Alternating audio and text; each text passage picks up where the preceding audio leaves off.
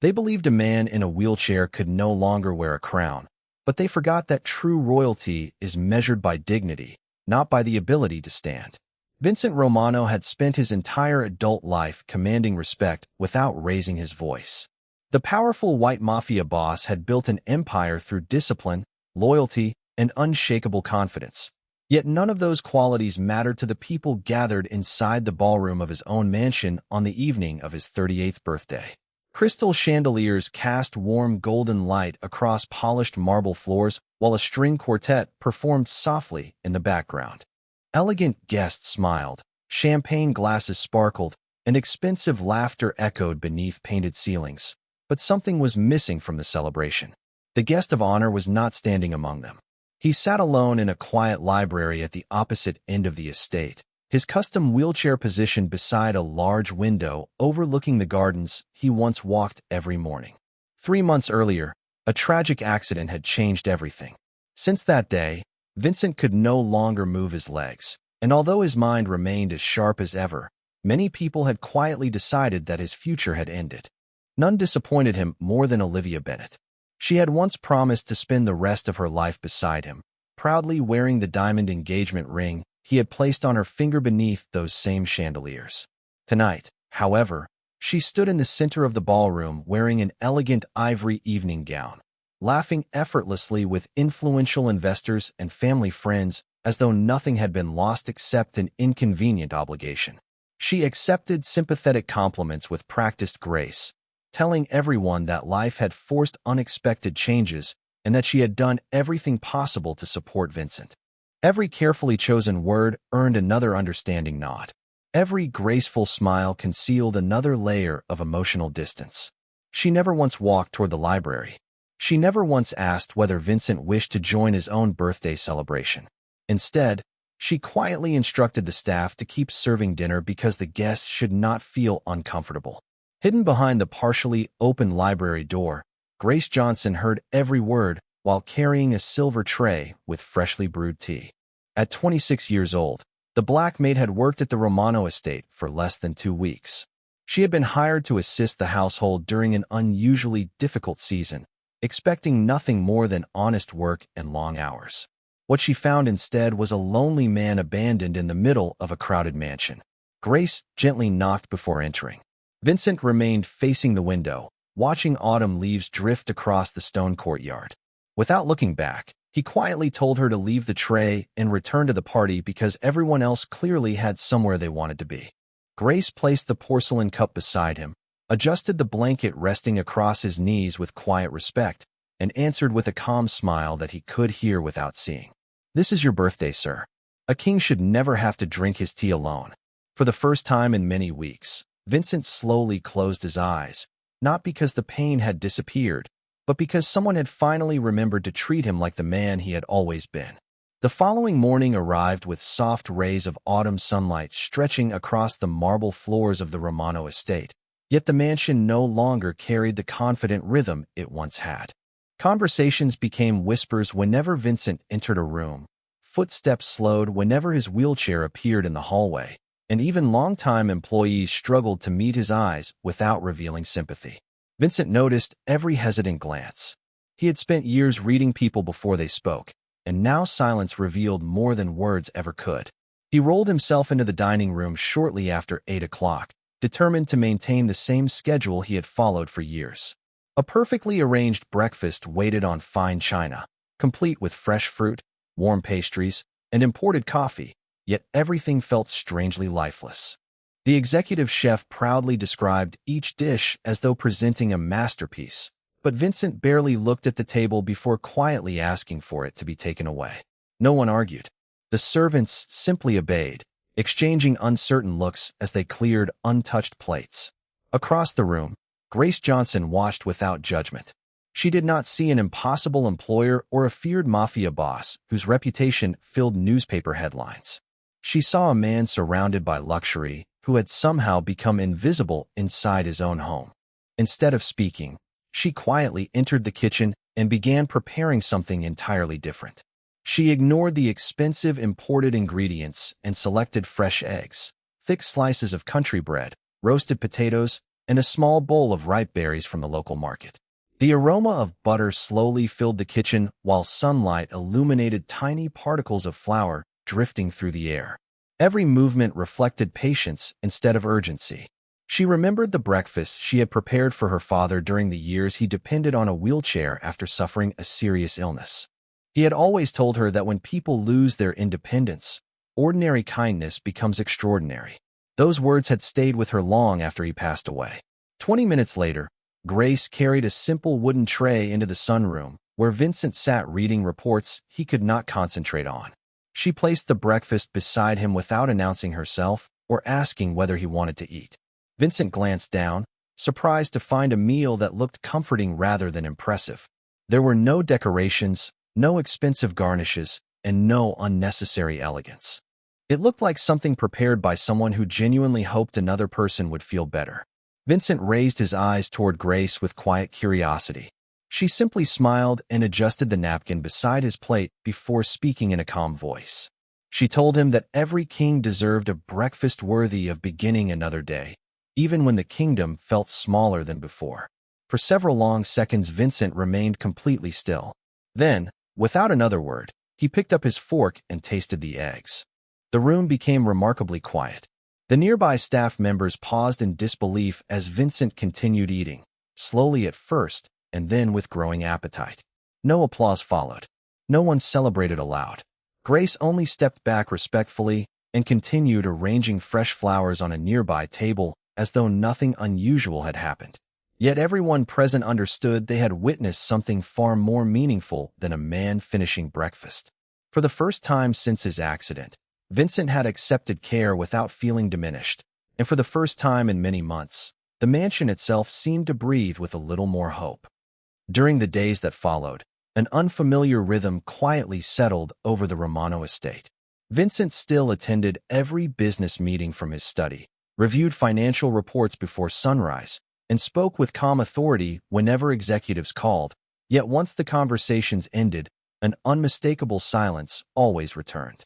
The wheelchair remained where his leather office chair had once been, a constant reminder that although his mind continued leading an empire, his body no longer followed with the same confidence. Grace never pretended not to notice the difficult moments, but she also refused to let them define him. Every morning at exactly 7:30, she entered the study carrying fresh coffee and neatly pressed clothing as though nothing about his life had changed. She greeted him with the same simple words every single day. "Good morning, sir." There was never pity in her voice, never forced optimism, only genuine respect. At first, Vincent believed she was simply following instructions, but as the days passed, he noticed details no employee had ever considered important. She always adjusted the curtains so the morning sunlight reached his desk without shining directly into his eyes. She placed every document within comfortable reach before his meetings began. When guests arrived, she quietly opened every door before he reached it, making certain no awkward pause ever interrupted his dignity. She anticipated obstacles before he encountered them, allowing him to move naturally through his own home instead of constantly asking for assistance. One afternoon, Vincent accidentally dropped a fountain pen while signing several contracts. The expensive pen rolled across the hardwood floor and disappeared beneath a bookshelf. Before the accident, he would have retrieved it without a second thought. Now he stared at the empty space beside his wheelchair, frustration tightening across his face. Grace entered moments later carrying a stack of correspondence. She immediately understood what had happened, yet instead of rushing toward the pen, she calmly placed the letters on his desk and asked whether he had finished reviewing the final contract. Vincent looked at her with visible confusion before quietly admitting that he had not. She smiled gently, discussed the remaining paperwork as though nothing unusual had occurred, and only after he completed every signature did she kneel gracefully to retrieve the pen. She polished it with a clean handkerchief and placed it carefully into his jacket pocket instead of handing it directly to him. The small gesture lasted only seconds, but Vincent realized she had protected something far more valuable than an expensive writing instrument. She had protected his pride by refusing to make his limitation the center of the moment. That evening, while the household prepared dinner, Vincent watched Grace arranging fresh flowers throughout the mansion. Every employee greeted her warmly. Gardeners paused to thank her for bringing them lemonade during the afternoon heat. The kitchen staff laughed as she complimented their homemade bread. Even the oldest butler smiled whenever she entered the room. She never demanded attention, yet kindness followed her wherever she walked. Vincent slowly understood why the atmosphere inside the mansion felt different. It was not because his condition had improved. It was because one quiet woman had chosen to treat every person, from the owner of the estate to the newest employee, with exactly the same measure of dignity. For the first time since returning home, Vincent looked at his reflection in the library window and saw something beyond the wheelchair. He saw the possibility that the man he had been before the accident had never truly disappeared. He had simply been waiting for someone to remind him that respect could survive even when strength looked different. Autumn slowly painted the Romano estate with shades of gold and crimson, and each passing week brought subtle changes that only the most observant eyes could recognize. Vincent no longer remained behind the closed doors of his study for entire days. Instead, every morning after breakfast, Grace encouraged him to spend an hour in the gardens where crisp air carried the scent of pine trees and blooming roses. She never called it therapy. She simply said that every great leader deserved to greet the day beneath an open sky instead of beneath a ceiling. Vincent found himself looking forward to those quiet mornings more than he ever expected. Grace rolled his wheelchair along winding stone paths with steady confidence, stopping whenever he wished to admire the koi pond, listen to the fountain, or watch birds settle among the oak branches. Sometimes neither of them spoke for several minutes. The silence never felt uncomfortable because Grace never treated quiet moments as something that needed to be filled. She understood that healing often arrived without announcing itself. One cool Saturday afternoon, dark clouds gathered unexpectedly above the estate, while most of the household hurried indoors to avoid the approaching rain. Grace noticed Vincent lingering near the greenhouse, watching drops of water begin to ripple across the surface of the fountain. Instead of rushing him back inside, she quietly unfolded a large umbrella and stood beside him without saying a word. Together they watched the gentle rainfall transform the gardens into a landscape shimmering with silver reflections. Vincent smiled faintly and admitted that before his accident, he had never slowed down long enough to appreciate a simple afternoon like this. Grace answered softly that life sometimes became quieter before people learned what truly deserved their attention. Her words were never spoken like advice. They sounded more like memories she had carried for many years. That evening, the mansion lost electrical power for several hours after the storm swept across the neighborhood. Backup generators supplied only limited lighting, leaving long hallways illuminated by candles and fireplaces. Most employees retired early, but Grace remained awake, checking each room to ensure everyone was comfortable. When she reached Vincent's library, she found him reading beside the fireplace with a blanket across his knees and a single lamp glowing beside his chair. She offered to bring another log for the fire, yet Vincent surprised her by asking whether she would stay for a little while. Grace settled into a nearby chair with a book of her own, allowing the peaceful crackling of burning wood to fill the room. Nearly an hour passed before Vincent finally broke the silence. He admitted that the mansion had never felt so calm since before the accident, and quietly thanked her for treating him exactly the same every single day. Grace looked toward the dancing flames before answering with complete sincerity that circumstances could change overnight, but human dignity should never depend upon circumstances. Every person deserved to be greeted with respect on their strongest day and on their weakest one. Vincent lowered his eyes, deeply moved by the simplicity of her belief. Outside, the rain gradually stopped, and moonlight emerged between drifting clouds, spilling through the tall library windows. In that peaceful glow, Vincent realized he had stopped measuring his life by everything he could no longer do. Instead, he had begun measuring it by the quiet people who still chose to stand beside him. And among them, Grace had become the brightest light in a season he once believed would remain dark forever. As November settled over the Romano estate, the gardens surrendered their final autumn leaves to cool morning winds, and the quiet routines that Grace had introduced became the foundation of Vincent's days. Every sunrise began with breakfast in the sunroom, followed by a slow walk through the grounds, business meetings in the library, and an hour of physical therapy before dinner. Progress came in small, almost invisible steps. Some mornings Vincent managed to move a little more comfortably from his wheelchair to the therapy bench. Other days his body seemed determined to remind him of its limits. Grace never celebrated the victories too loudly, and she never allowed the setbacks to become defeats. She treated every day as another opportunity to move forward with patience. One evening, after finishing a lengthy conference call with executives across the country, Vincent realized the mansion had become unusually quiet. He wheeled himself toward the hallway and noticed a faint light beneath the small chapel door that stood near the west wing of the estate. Curious, he approached without making a sound. Through the slightly open doorway, he saw Grace sitting alone in the front pew, her hands gently folded as candlelight reflected across polished wooden benches. She believed no one else was awake. Her voice was barely louder than a whisper as she offered a simple prayer. She did not ask for a promotion, greater income, or recognition. She quietly asked that Vincent would continue finding hope, that his heart would remain strong during difficult days, and that he would never forget the value he still carried even if he questioned it himself. She ended by asking for wisdom, so she could serve others with kindness no matter how ordinary her work appeared. Vincent remained completely still outside the doorway, overwhelmed by the realization that someone was carrying his burdens without expecting anything in return. Grace had never spoken about sacrifice. She had simply lived it every day. The following morning, Vincent requested that breakfast be served on the back terrace overlooking the gardens. The crisp air carried the fragrance of evergreen trees while early sunlight painted the fountain in shades of gold. Grace arrived with the usual wooden tray, surprised to find a second place already prepared beside him.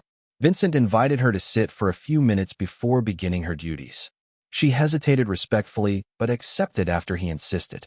They shared warm coffee and fresh biscuits while watching bluebirds gather near the rose bushes.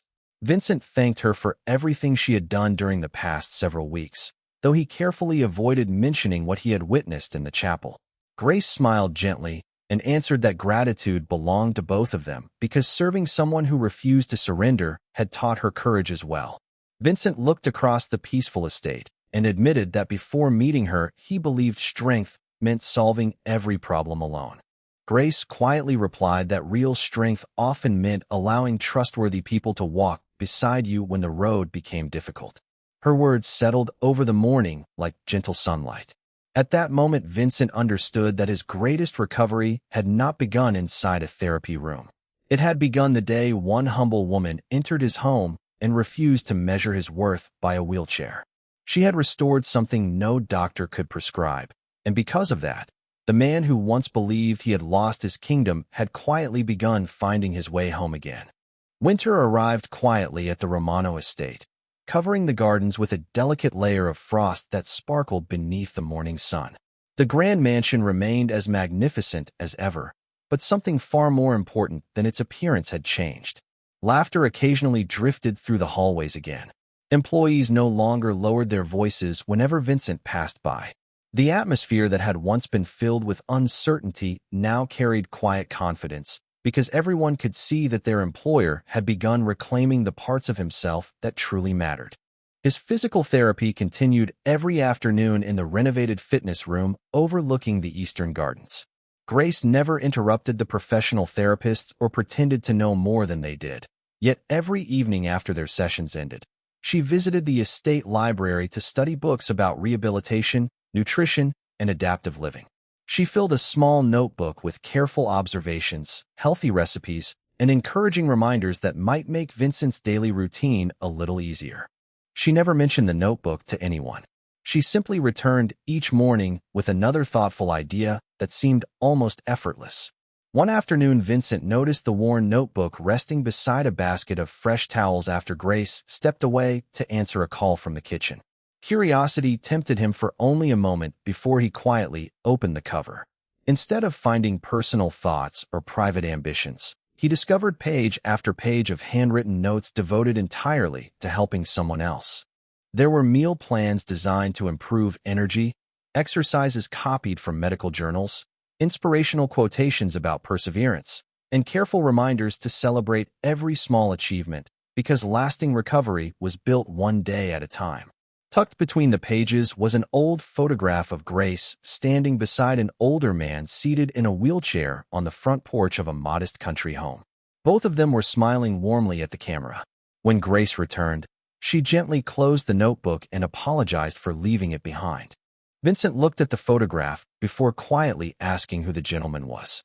Grace smiled with affectionate sadness and explained that it was her father. For nearly 7 years, she had cared for him after a serious illness changed his life forever. He had once been a hard-working mechanic who believed his purpose had ended the day he could no longer walk. Every morning she reminded him that he was still her hero, and slowly he learned to believe it again. Before he passed away, he had given her one lesson she promised never to forget. He told her that whenever life placed someone vulnerable in her path, she should protect their dignity before trying to solve their problems, because a hopeful heart often healed faster than a discouraged one. Vincent remained silent for several moments as those words settled deeply within him. Suddenly, countless moments from the previous weeks made perfect sense. Grace had never been performing a job. She had been honoring a promise. That evening, Vincent wheeled himself into the mansion chapel alone. Warm candlelight reflected across the stained glass windows while complete silence surrounded him.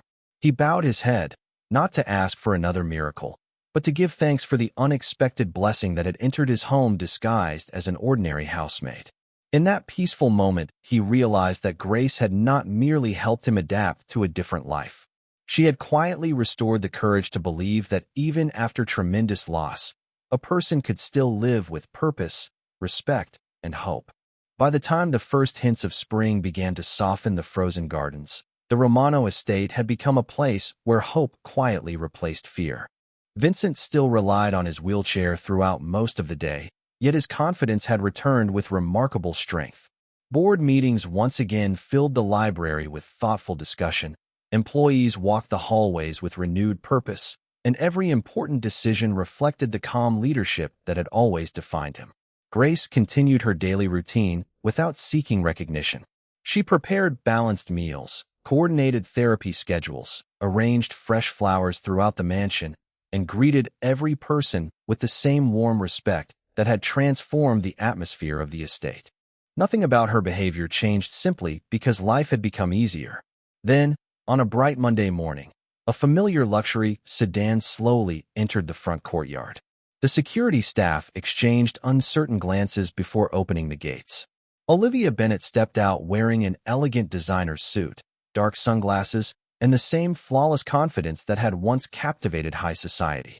She carried a carefully wrapped gift and a bouquet of expensive white lilies as though the previous months had never happened.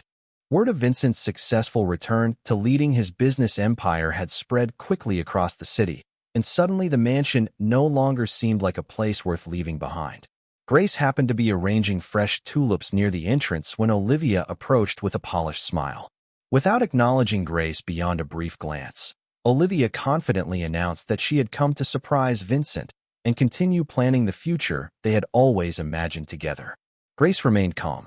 She welcomed Olivia with perfect courtesy and invited her into the drawing room while informing Vincent of the unexpected visitor.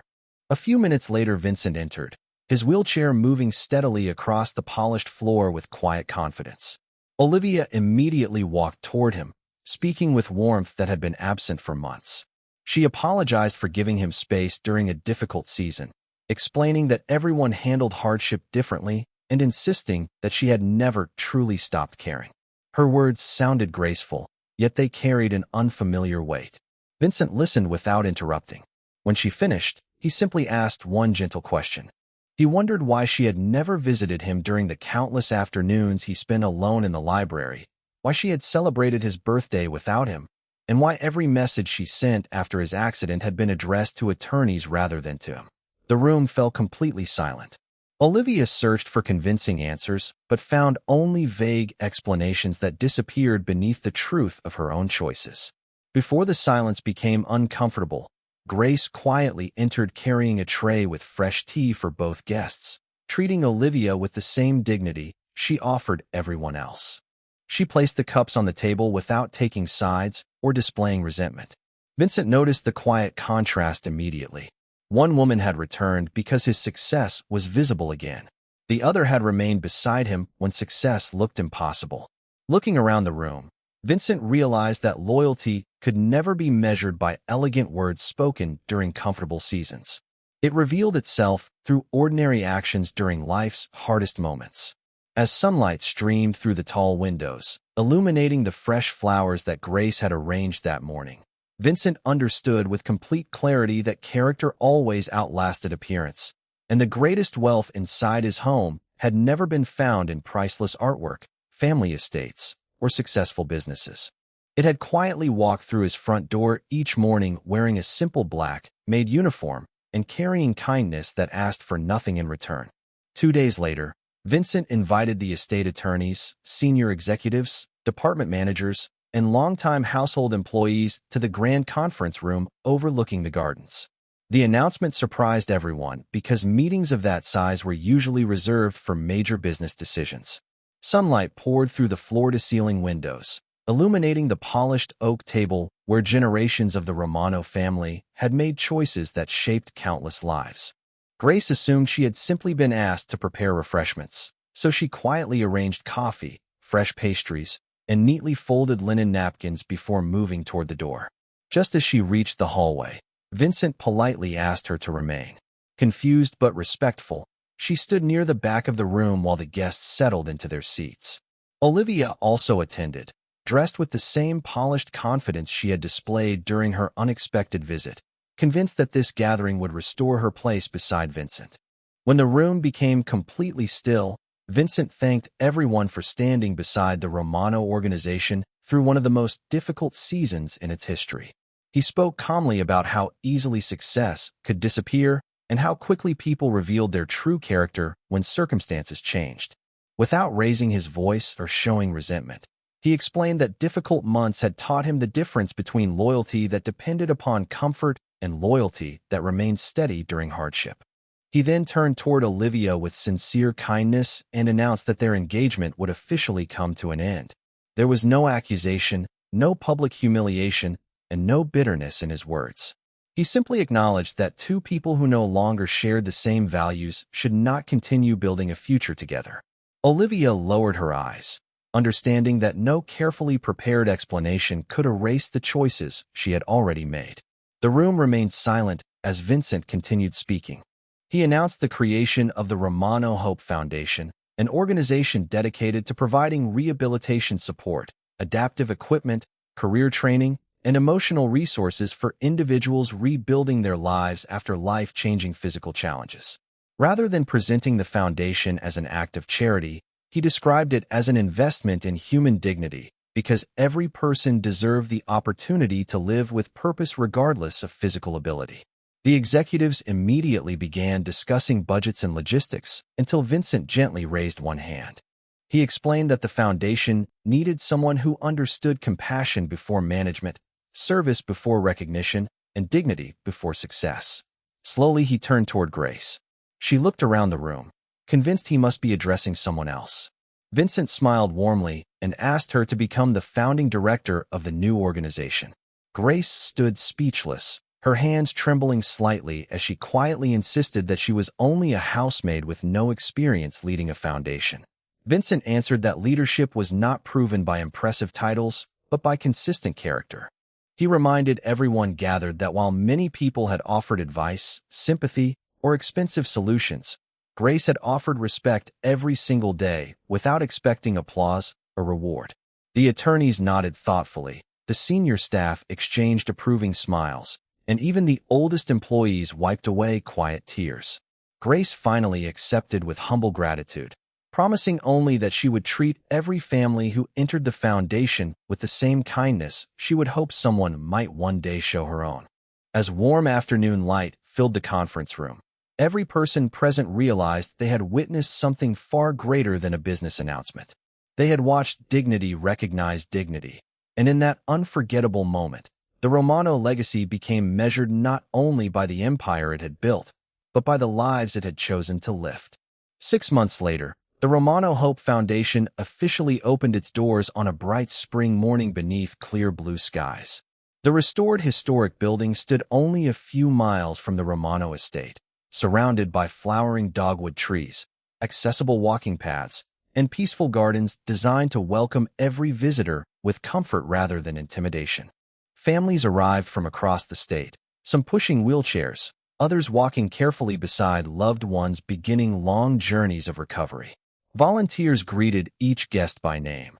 Therapists smiled warmly from the entrance, and the quiet sound of hopeful conversations replaced the silence that so often surrounded hardship. Inside the main lobby, Grace Johnson moved from family to family with the same gentle kindness that had once transformed a lonely mansion. Although she now served as the foundation's director, nothing about her character had changed. She still stopped to carry trays of coffee when volunteers became busy, still knelt beside frightened children to reassure them with patient smiles, and still remembered every person's name after meeting them only once. The employees respected her not because of her title, but because she lived every value the organization promised to protect. Across the lobby, Vincent Romano watched the scene from his wheelchair with quiet pride. Months of determined rehabilitation had strengthened his body, and with the assistance of parallel bars and dedicated therapists, he could now stand briefly and take a few careful steps during therapy sessions. Yet the greatest change was visible not in his movement, but in his eyes. The loneliness that had once shadowed every expression had disappeared, replaced by calm confidence and genuine peace. When reporters gathered for the dedication ceremony, they expected questions about business success, medical progress, or the future expansion of the foundation. Instead, Vincent spoke only about gratitude.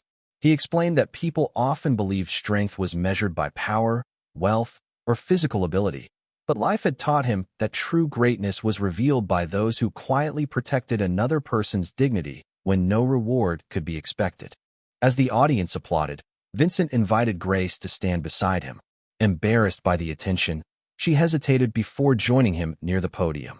Vincent thanked her publicly, not for saving his business or restoring his reputation, but for reminding him that every human being deserved respect regardless of circumstance. The audience rose to its feet in heartfelt applause while Grace lowered her eyes with humble gratitude. Later that afternoon, after the guests had departed and the gardens grew peaceful once again, Vincent and Grace sat beneath a flowering tree overlooking a small fountain. The gentle breeze carried the fragrance of fresh blossoms through the warm spring air. Neither of them spoke for several minutes because some moments became more meaningful in silence. Finally, Vincent smiled and admitted that he once believed he had lost everything the day he could no longer walk. Grace looked toward the fountain and quietly answered that sometimes life removed the things people depended upon so they could discover the things that truly sustained them. Vincent nodded slowly, watching families leave the foundation with renewed hope reflected in their faces. He understood at last that a kingdom was never built from marble halls, successful companies, or admired reputations. It was built wherever compassion restored dignity and kindness gave another person the courage to begin again. As the afternoon sunlight settled across the gardens and laughter echoed softly through the open courtyard, the world seemed to pause for one peaceful moment. And on that day, everyone who entered the Romano Hope Foundation remembered exactly what true dignity looked like.